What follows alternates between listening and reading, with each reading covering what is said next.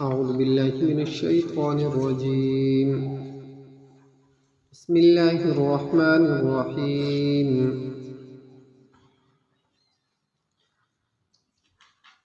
وإذا رأى الذين أشركوا شركاءهم قالوا ربنا هؤلاء شركاؤنا الذين كنا ندعو من دونك فألقوا إليهم القول إنكم لكاذبون.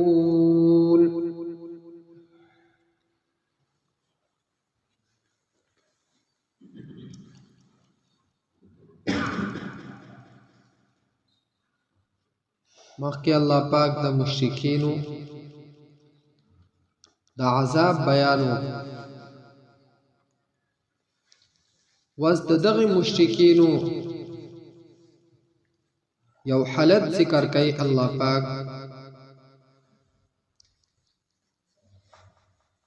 چې کله دو دا عذاب او دا سزا ویني، او مفسرین لیکي چې کله جنتیان جنت تلاړ شي او جهنميان دا جهنم تلاړ شي، دو فیصله وشي. نو ردو په منځ کې به په کروڑاو میله فاصله وي، خو ردی باوجود دو به یو بل یې رایي.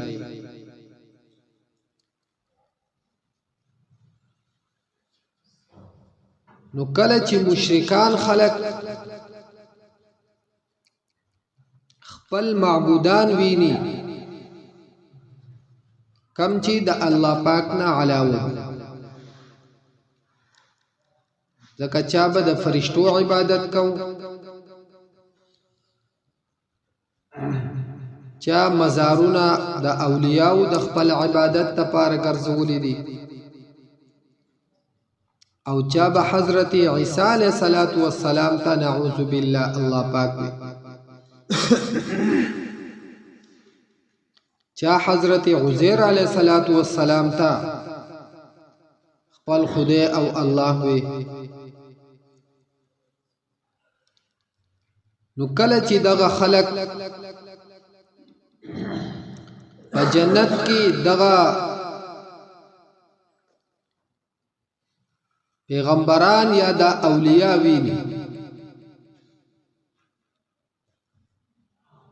نو دوبه الله پاک ته وایي وَإِذَا رَأَى الَّذِينَ أَشْرَكُوا شُرَكَاءَهُمْ، کله چې ویني هغه کسان چې مشرکین دي، شرکاءهم شریکان خپل یعنی معبودان خپل،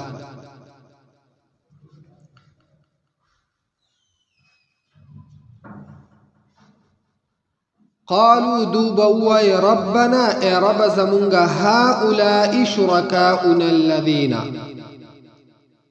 دادی شریکان زمون یعنی معبودان زمون هاغا كنا ندعو من دونک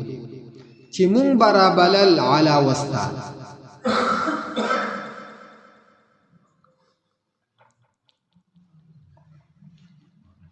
ځکه په سوره مائده کې الله پاک د حضرت عیسی علیه السلام واقعه ذکر کوي. د حضرت عیسی علیه السلام نه به الله پاک تاسو وَإِذْ قَالَ اللَّهُ يَا عِيسَى ابْنَ مَرْيَمَ أَأَنْتَ قُلْتَ لِلنَّاسِ اتَّخِذُونِي وَأُمِّيَ إِلَٰهَيْنِ مِن دُونِ اللَّهِ، چې آیت تا د خلقو ته ویلو اتخذوني من دون الله، چې ما په خدای سره ونیسئ سوا د الله پاک، وأمي إلهين من دون الله، او زما مور دا په خدای سره ونیسئ د الله پاک نه علاوه. حضرت عیسی علیہ السلام با اللہ پاک تو ما قلت لهم الا ما امرتنی به ان اعبدوا الله ربی ورب، ما قلت لهم ما نویل دوتا الا مگر ما دوته هغه وینا کړې وه امرتنی به چې تا ماته د هغې حکم کړه او هغه خبره مې دوته دا کوله اعبد الله ربي وربكم چې د یو الله پاک بندگی کوي چې زما هم رب دی او ستاسو هم رب. وكنت عليهم شهيدا ما دمت فيه او ترسو پوری چې په زپدو کې موجود وما نزول گواو ما په دې باندې او ردو نگرانی ما کوله. فلما توفيتني كنت أنت الرقيب عليهم وأنت على كل شيء شهيد. کله چې تازه وفات کړم نو الله پاک بیا زما ذمہواری د دونه خلق وانت على كل شيء شهيد او ته په هر شیز باندې گواه او لیدونکی. نو کما دو ته خبره کړي نو خدای ستانه خو سپټیږي او زما حق سده چې ما بدو ته دا خبره کوله او داسې به ټول نیکان خلق دغه شان اولیاء دا ټول به دغه شانتي خپل صفائی الله پاک ته پیش خدای مونږ خو د دونه خبر هو نیکان اولیاء به چې خدای مونږ خو خبر نو چې دو زمونږ عبادتونه شروع کړو زمونږ مزارونو تراتلو سیدې لګو نو دوبا الله پاک تدا خبر وکي ربنا هؤلاء شركاؤنا الذين كنا ندعو من دونك چې ای زمون پروردگار دا زمون هغه معبودان دي چې مونږ به علاوه ستانه را بلل او دوبا دعوه هم د دې خبرې وکي چې دو مونږ ته دا خبره کوي نو دوبا الله پاک تو فرمای فالقوا الیهم القول وبغرزوی دوتا القول خبر یعنی وربکی دوتا جواب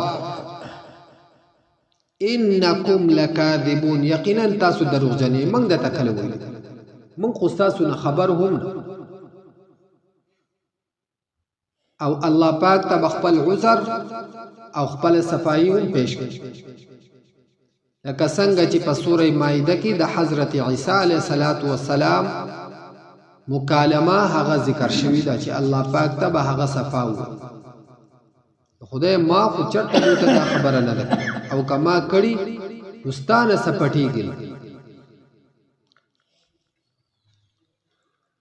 دغه شانتی یو مسلمان چې هغه به یو کافر پیجنی دا هغه تعقب بکای نو چې کله وګوري نو هغه په جهنم کې پروت فرآه فی سواء الجحیم د چې هغه کافر ویني هغه په جهنم کې نو دا ورته هم وایي چې شکر دې چې ستا په لارې او ستا په نقش قدم باندې نه مدرغله کستا مرګتیا می په دنیا کې کړه وې نن به زما هم دا حالت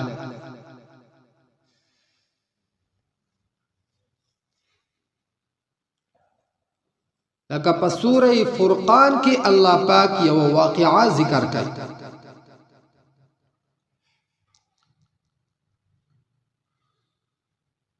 د مشرکین یو سردار چې د هغه نوم عقبه بن ابي معيط د چې بکله هم د سفر نراغه او د عربو د معززین لا خامخا د ملمستیا د روټي تنظیم او د پکې دغه معززین خلق را بلل نو د خپل عادت موافق د یو پیرا روټي کړي وا او جناب نبی کریم صلی الله علیه وسلم هغه له دعوت ورکړ هغه چې کله د روټي لراغه نو پیغمبر علیه الصلاۃ والسلام انکار وکړو د ډوډۍ د خوراک او د تیوی چې زدا روټي ستا نخرم تر هغه پوری سو پوری چې تا د یو الله پاک وحدانیت منله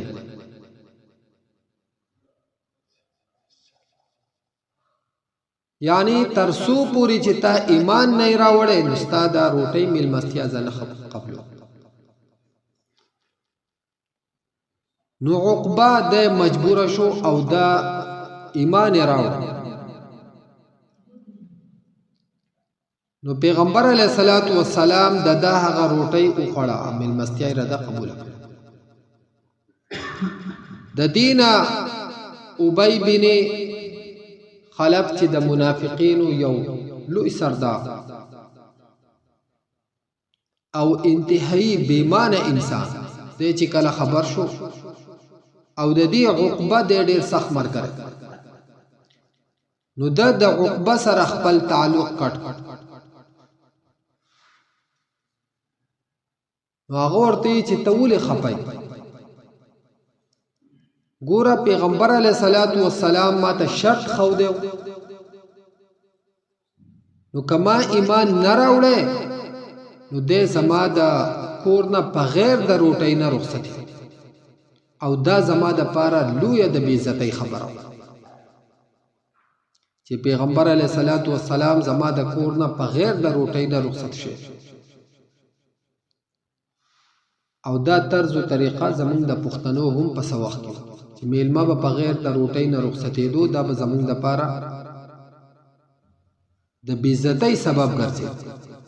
اوس چې بغیر د روټۍ نه رخصتېږي نو دا زمونږ دپاره د سعادت او د خوشحالۍ طریقه جوړه شي. نو ما خو صرف د هغه د زړه د خوشحالېدو دپاره دا کلمه ویلې ده. هغه وی که ته په دې خپله خبره کې رښتونی نو بیا به ته لاړ شي او د پیغمبر علیه الصلاۃ والسلام په مخ مبارک باندې به لاړې توکي او انکار به وکړي. دغه بدبخته دی لاړو او همدغه طریقه یې وکړه. نو الله پاک هغې ته اشاره کوي وَيَوْمَ يَعَضُّ الظَّالِمُ عَلَى يَدَيْهِ يَقُولُ يَا لَيْتَنِي اتَّخَذْتُ مَعَ الرَّسُولِ سَبِيلًا. ټیک ته چې دا آیتونه د یو خاص واقعي په باره کې دي، لیکن د قرآن مجید حکم عام د قیامت پورې هم څوک چې د داسې خلقو دوستی او مرګتیا اختیاري، نو الله پاک وایي چې د قیامت په ورځ به دی په دې باندې ډېر افسوس او ارمان. وَيَوْمَ يَعَضُّ الظَّالِمُ، په هغه ورځ چې چکونه به لګوي ظالمان، عَلَى يَدَيْهِ په خپلو لاسونو باندې، یقول او دی به وایي یا لیتنی،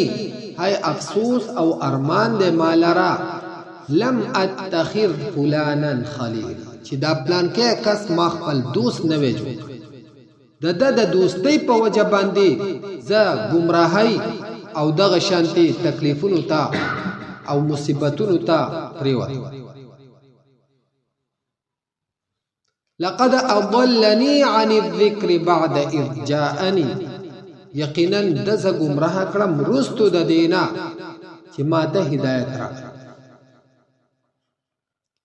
نو حکم د قرآن مجید عام دی چې هر چا داسې خلق په دوستۍ سره ونیول چې هغه ظالمانو، نو دی به بیا په خپله باندې په دغه دوستۍ او مرګتیا باندې ارمان او افسوس.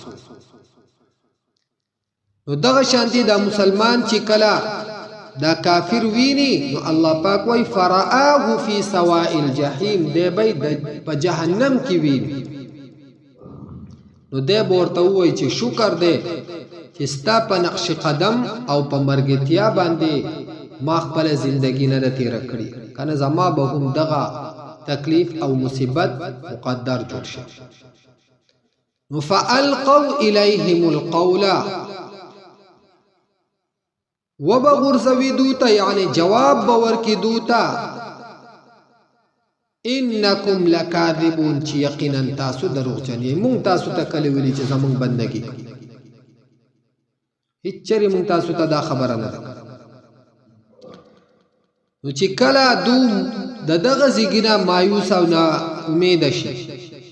او په دغه ځګي کې ردو بانا او دروغ سکار ونکي نو بیا بدو الله پاک ته خپل زاری او عجزی پیش کی والقوا الى الله او دو به پیش کی الله پاک ته یومئذ په دغه ورځ باندې السلام دروغ خبری یعنی خپل عجزی او فریاد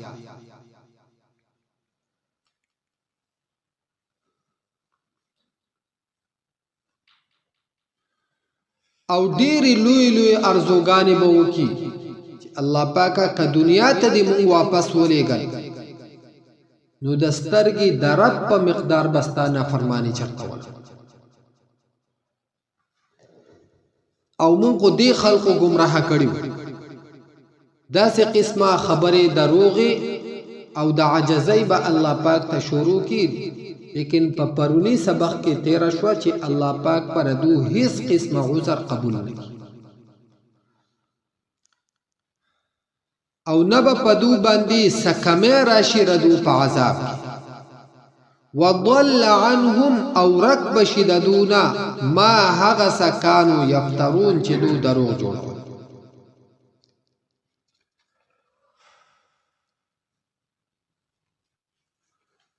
دو چې کمی بانی او کمی خبرې جوړولې هغه به ته هېر شي یا ردو چې کم د الله پاک نه علاوه د بل چا دو عبادت کو دغه هر څه د بردون ورکش او هیڅ به هم د دو پلاس باندې رانش حتی چې په پرونی سبق کې تیر شو چې د شیطان د هغه نه به هم دو چا پیر شي احتجاج وکړي لیکن دا هغه طرف نه به هم دو ته دسی موتول جواب میلاو شي چې دوله به هغه خبري او هغه احتجاج هم هیڅ قسمه فائدہ ورنکړي او داسي جواب به دو ته میلاو شي لکه حضرت ابراهیم علیه السلام چې کلا د نمرود سره بحث مباحثه راغله نو نمرود خپل ځان ته انتهایی چالاک او هوښیار نو ابراهیم علیه السلام ته وی چې اے ابراهیم ته په مخه رب رب رب رب لفظ ذکر کې ته مونږ ته دا وایي چې ستا دا رب څوک دی نو ابراهیم علیه السلام د توی چې زما رب ژوندي کول او مړه کول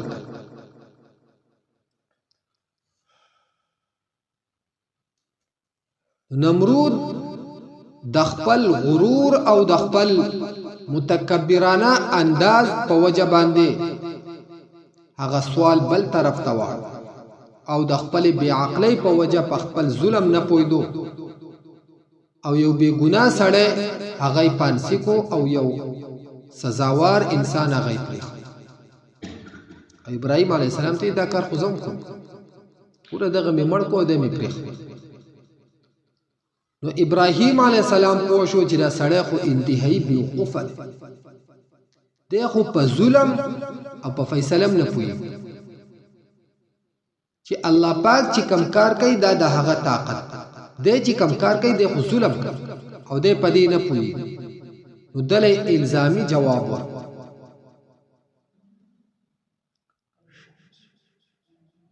چې زما رب هغه دی یأتی بالشمس من المشرق فأتی بها من المغرب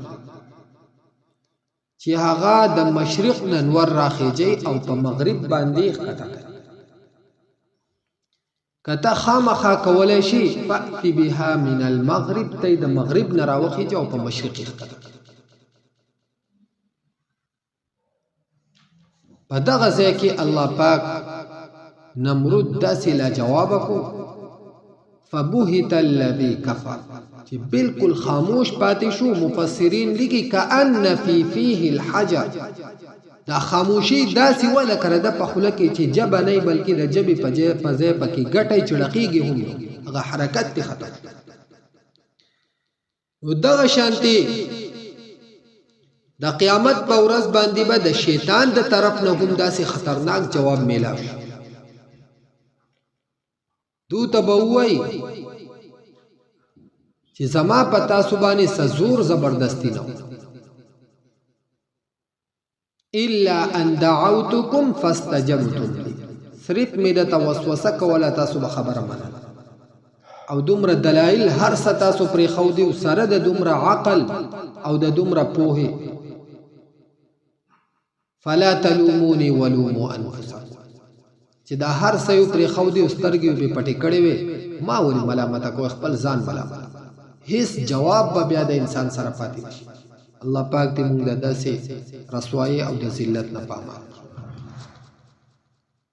وَإِذَا رَأَى الَّذِينَ کله چې ویني هغه کسان اشرکو چې مشرکان دي شرکاءهم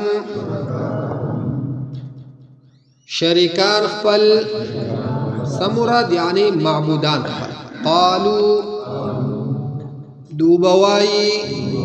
ربنا اے رب زمونگا هؤلائی دادی شرکاؤنا شرکان زمونگا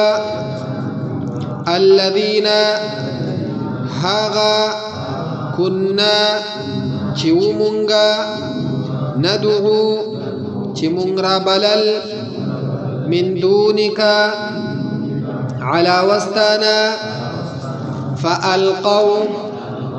پس وربکی الیہم دوتا القول جواب انکم لکاذبون